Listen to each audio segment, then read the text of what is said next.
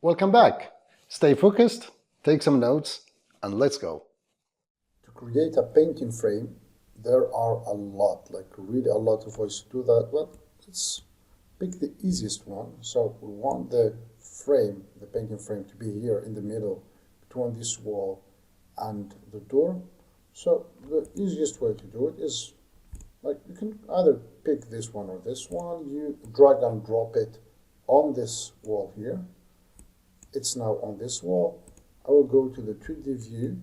I will scale it like randomly, like that. I will bring it to this wall, and I will bring it in this other side here till it touches the door. There. Then now it occupies the whole distance between the wall and the door. I will now change the width to be 0.80 centimeters. Well, 0.8 centimeters, which is 0.8 meters, which is 80 centimeters, and the height I want it to be 1.2. I want this to start at 1.5 meters. Well, let's make it 1 meter, and let's start it from I want it to have the same height actually as this door, so I will go to the side view to see where the door starts. Yes, the door finishes here, painting finishes here as well. Perfect. Now the width actually of this is here, 0.15. I will make it 0.04, like that. This is the width of my frame. Or let's make it 0.03.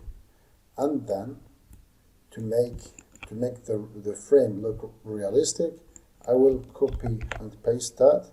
I will make the second one smaller by 2 centimeters in each side, which means I will make it 0.76. This 1 meter is gonna be 0.96. So I have 2 centimeters in each side. Then I will move it a little bit out, or I will change the thickness. It will be 0.01. Well, it should be to this other side. So I will bring it here. Well, here, like that, something like this.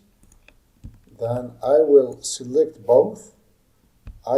To select something, sorry, I didn't mention this in the previous videos, but to select an object, well, or several objects, you press on Shift on your keyboard, then you select the second one. Then I will go to copy and arrange again. I will go to subtract. I want this blue one to go, I want the red one to stay, so I will click on subtract. Now I have a frame. All I need is the painting and also to add a texture to the frame, which we'll be doing in the next video. Great job! Keep learning, and I will see you in the next video.